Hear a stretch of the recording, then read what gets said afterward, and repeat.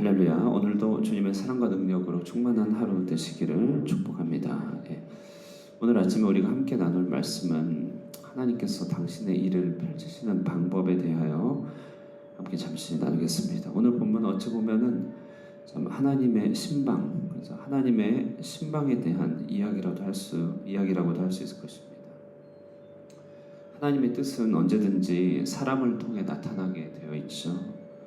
지진이나 천재지변, 자연을 통하여 하나님의 뜻은 나타나겠지만, 그러나 뜻이라고 할 때 이 뜻은 이제 영어로 하면 will이잖아요. 하나님의 의지와 목적이 담긴 일은 사람을 통하여 전달되게 되어 있습니다. 사람을 통하여 일하시죠. 사람이 빠지고 하나님은 이렇게 홀로 잘 일하지 않습니다. 자, 그런 의미에서 오늘 본문은요, 이스라엘이 오랜 사사 시대를 겪고 나서 그 무정부 같은 혼란이 잠재워지고 왕정을 시작하는 엄청난 변화의 기로에 서 있는 분기점에 하나님의 그 일을 과연 어떻게 적용하실까, 이런 궁금점을 가지고 이렇게 함께 묵상할 수 있는 그런 본문이죠. 우리도 마찬가지죠. 어떤 큰 변화라든지 어떤 중요한 일들에 있어서 이것이 하나님의 뜻으로서 하게 될 때 하나님은 어떤 과정을 통과케 하실까, 이제 이런 것들을 오늘 본문을 통하여 힌트를 얻을 수 있습니다. 자, 여러분, 이 왕정이라고 하는 큰 변화의 탄생, 이스라엘 역사는 어떻게 회고하고 있는가? 참고로 우리나라 왕정 설화와 비교해 보면 참 이 큰 변화를 이끌어 가시는 하나님의 방법이 얼마나 도드라지는지를 우리가 알 수 있습니다. 박혁거세나 주몽은 아래서 태어났다고 알려져 있죠. 무슨 말이냐면 각각의 왕정의 시작을 아주 이 땅에 아무런 도움 없이 천지가 개벽하듯이 그렇게 시작되었다고 하는 일종의 그 자기중심적인 그런 이야기입니다. 그러나 이제 이스라엘의 왕정의 탄생은 전적으로 다르는데요. 여기에는 하나님의 뜻도 있고 신적인 개입도 있지만 말씀의 종인 선지자의 역할이 아주 중요하고, 그래서 아주 인격적으로 이를 다루고 있는 모습이 등장합니다. 정말 아래서 태어난 박혁거의 얘기와 오늘 본문의 이야기를 비교해보면 너무나 오늘 본문은 인격적이고 일상적인 이야기고, 혁거의 탄생은 이건 뭐 말도 안 되는 그런 이야기인 것이죠. 자, 오늘 본문을 통해 우리는 하나님이 당신의 일을 해가시는 데 있어서의 이 땅에서 이렇게 펼치시는 여러 과정들을 보면서 우리도 교훈을 얻게 됩니다. 먼저는요, 하나님은요, 말씀을 만나게 하시는 섭리적 준비를 행하신다. 말씀을 만나게 하신다, 이 말입니다. 18절, 19절 보실까요? 사울이 성문한 사무엘에게 나아가 이르되 선견자의 집이 어디인지 청하건대 내게 가르치소서 하니, 19절에 사무엘이 사울에게 대답하여 이르되 내가 선견자이니라, 이렇게 이런 말이 있죠. 내가 선견자이니라. 내가 너를 보내되 내 마음에 있는 것을 다 내게 말하리라. 어제 우리는 섭리에 대해서 잠깐 얘기를 나눴는데요. 사울의 부친이 암나기를 잃어버린 이 일은 결국 사울이 사무엘을 만나도록 하는 장치와 구실에 불과했습니다. 이때 사울이 사무엘을 만났다라고 하는 것은 사무엘이 단지 한 개인이 아니라 사무엘은 바로 하나님의 말씀을 대변하는 사람이고 말씀의 종인 것이죠. 그래서 사울이 사무엘을 만났다, 이 말을 조금 추상적으로 얘기하면은 사울이 하나님의 말씀 앞에 서게 됐다, 이렇게 얘기할 수 있습니다. 자, 일은 하나님이 당신의 일을 펼치시는 그 과정과 방법이 무엇인지를 잘 보여줍니다. 바로 사람들로 하여금 말씀 앞에 서게 하는 것이죠. 말씀을 마주하게 하는 것입니다. 다윗이 왕이 될 때도 사무엘이 기름을 부었습니다. 이 말은 말씀에 인도하심이 있다는 것이죠.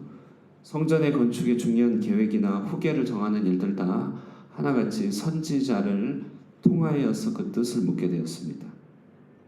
마리아가 아들 예수를 낳을 때도 하나님이 다이렉트하게 마리아에게 음성을 전하신 것이 아니라 말씀의 사자, 말씀의 천사인 가브리엘을 통하여 먼저 말씀을 보내시고 임신케 하셨습니다. 자, 그래서요, 하나님께서 우리 개인과 역사를 이끄시는 그 모든 과정은 하나님의 말씀에 부딪히도록 하는 일을 통하여서 진행하신다는 사실입니다. 우리가 예배하고 기도에 힘쓰는 이유가 여기 있는데요. 그것은 예배나 기도가 내가 내 생각을 올려드리는 것도 있지만 결국 이 과정을 통하여 우리는요, 임하는 말씀을 접하게 됩니다. 기도하다가 하나님의 말씀, 그러니까 이제 소위 뭐 레마 이렇게 얘기하는데요. 전달되고 선포된 말씀이 내게 찾아와 들어올 때 기도와 묵상 가운데 하나님 나에게 적용시켜주는 말씀을 다 우리가 듣게 되는 것이죠. 자, 그래서 우리는 두 가지 적용점을 얻을 수 있는데요. 뜻을 구하는 입장에서는 항상 하나님의 말씀에 임하기를 사모해야 됩니다. 하나님의 말씀이 무엇일까? 성경에 적합한 말씀과 배경, 적합한 그런 구절들은 무엇일까? 사람들에게 조언을 구할 수 있겠지만 항상 그 과정을 통하여 나에게 어떤 말씀을 전달하려고 하실까? 성경의 스토리 중에 어떤 스토리를 내게 적용시켜 줄까? 이렇게 우리는 말씀을 사모해야 됩니다. 동시에 그렇게 하나님의 뜻을 구하는 이들 앞에서 우리는 먼저 믿는 사람으로서 내가 하나님의 말씀의 도구가 되어야 된다는 것이죠. 내가 사무엘이 되어야 되는 것이죠. 베드로전서 3장 15절에 너희 마음에 그리스도를 주로 삼아 거룩하게 하고 너희 속에 있는 소망에 관한 이유를 묻는 자에게 대답할 것을 항상 준비하되 온유와 두려움으로 하고.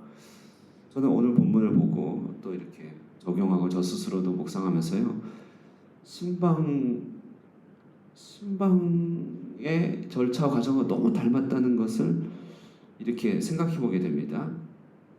신방을 저도 하다 보면요, 한편으로는 우리 성도님들의 이야기 뭐 여러 가지 묻죠. 여러 가지 묻습니다. 세례 언제 받으셨어요? 막 이런 거 물어보고 여러 가지를 물으면서 성도님들의 형편과 상황을 귀를 기울여서 듣습니다. 들어요.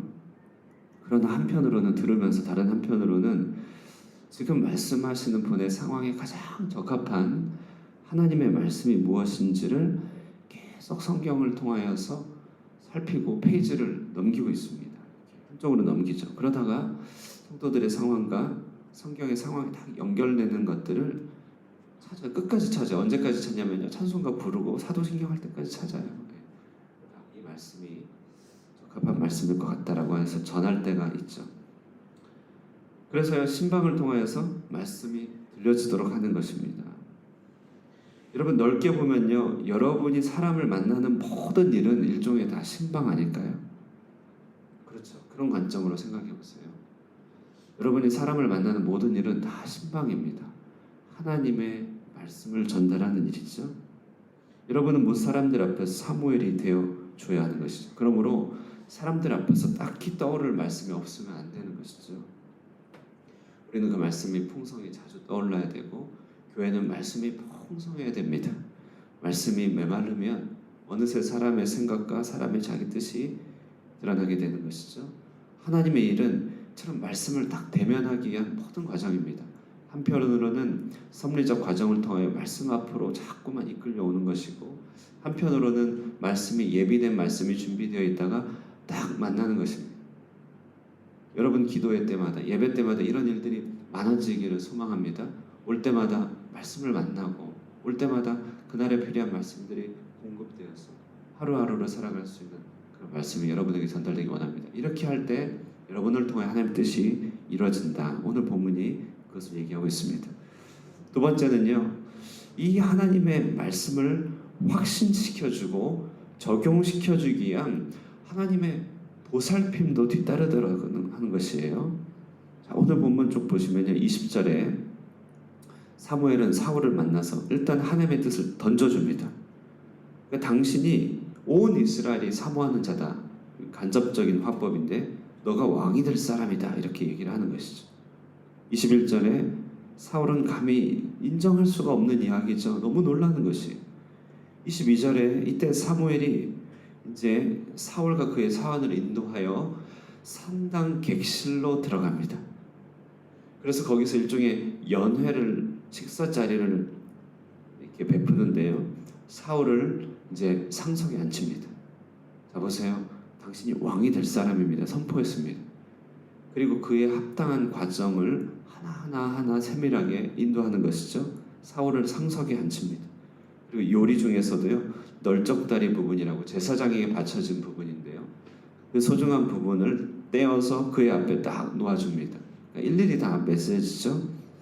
식사의 친교 자리를 쭉 갖고 난 뒤에 산당에서 내려와 성읍에 들어갑니다. 쭉 이제 환담을 하면서 길을 걸어갔겠죠. 그리고 사무엘이 사울을 이끌고 사무엘의 집 지붕 위로 올라갑니다. 당시 더운 나라의 지열을 피하여서 지붕에 루프탑, 그렇죠? 건기의 피서 장소입니다. 루프탑을 펼쳐놓은 일종의 테라스 카페죠. 거기서 담화를 하는데 뭐 여기처럼 밤새도록 추울 일이 없으니까 오늘 본문 보면 밤늦게까지 담화하고 거기서 잠들었던 것 같아요. 이런저런 이야기를 하고 26절 보시면 일찍 일어나 동이 틀 때쯤 깨워서 바깥으로 데리고 갑니다. 그리고 나서 이제 내가 또 할 말이 있다 이런 식으로 1박 2일의 집중적인 시간을 갖는다는 것이죠. 우리는 여기서 말씀이 어떻게 사람을 섬기는지를 또 보게 됩니다. 우리 조급하고 또 때로는 이 땅에 성적인 권위를 두었던 우리 문화는요. 정답이라면 당연히 따라야지라고 하는 일종의 이런 의식이 있어요. 그러니까 주장이 있는 거예요. 일종의 주장이 있죠. 정답이니 따라야 돼. 그러나 오늘 본문 보니 하나님의 답은 선포되고 선언되는 동시에 설득하고 보살피는 일까지 다 합니다. 하나님의 뜻과 계시를 전달하면서 1박 2일, 2박 3일의 그 풍성한 관계와 만남을 통하여 충분히 이해시키고 설득하고 밤새도록 이야기하며 하나님의 인도하심과 이스라엘 나라의 역사의 과제에 대해서 얘기하고 한 사람으로 마음의 준비를 다 시켜준다는 것이죠. 한 사람이 정말 왕이 되는 일이 보통 일이 아니죠. 한 사람이 믿는 일도 보통 일이 아니고 봉사가 없던 사람이 봉사를 맡겨지는 일도 보통 일이 아닌 것이고 누군가 인생의 진로를 변화시키거나 헌신으로 깊이 들어가는 것 전부 보통 일이 아닙니다. 우리가 머리로 이해가 안 되는 바가 아니죠. 정답이니까. 그러나 몸이 안 움직여지는 걸 어떻게 합니까? 왕정이 세워져 가야 되는 이 큰 변화를 어떻게 한 사람이 감당하겠습니까? 이때 하나님은 사무엘을 통하여 말씀을 딱 대면하게 하시고 물론 잘 준비된 사람이라면 말씀 듣고 바울처럼 확 변화시키겠지만 그 바울 역시도 2박 3일의 아나니아의 섬김이 필요했다는 사실을 꼭 깨달아야 됩니다. 그래서 말씀은 섬기더라. 교회는 진리의 말씀과 사랑의 섬김이 있는 곳임을 다시금 깨닫게 됩니다. 오늘도 우리는 하나님의 종으로 살아갈 때 이런 섬김을 또 베풀 수 있어야 될 것입니다. 또 교회는 여러분들에게 이런 섬김을 마땅히 베풀어야 될 것입니다. 우리 가운데 어떻게 하나님의 뜻이 실천되는가 오늘 본문을 통해 묵상합니다. 하나님의 말씀이 마주하게 되고 그 말씀이 이해되고 적용될 때까지 충분히 섬겨주시는 이 하나님의 역사를 우리가 기억하면서요. 여러분 오늘도 망설여지고 또 이렇게 두려운 일들이 있습니까? 하나님의 정답은 알겠는데 잘 앞으로 나아가지 않는 부분이 있습니까? 이럴 때 오늘 말씀을 기억하십시오. 주님의 말씀이 임하기를 사모하시고 또 그 말씀에 합당하게 여러분을 잘 섬기고 이끌 것이라고 하는 그런 인격적인 하나님에 대한 신뢰를 가지시고 믿음 안에서 주님께 온전히 의탁드리는 하루가 되기를 주님의 이름으로 축원드립니다. 기도하겠습니다. 하나님 아버지 감사합니다. 오늘 우리는 하나님을 보게 됩니다. 주님께서 한 사람을 세우시고 이끄실 때 하나님께서 얼마나 큰 섭리로서 그 한 사람을 말씀에 마주하게 하시는지요. 그리고 그에게 말씀을 선포하고 선언하실 뿐만 아니라 하나님께서 그 말씀을 이해시키고 적용시키기 위하여 섬세하게 보살피시는 그 모든 과정을 보게 됩니다.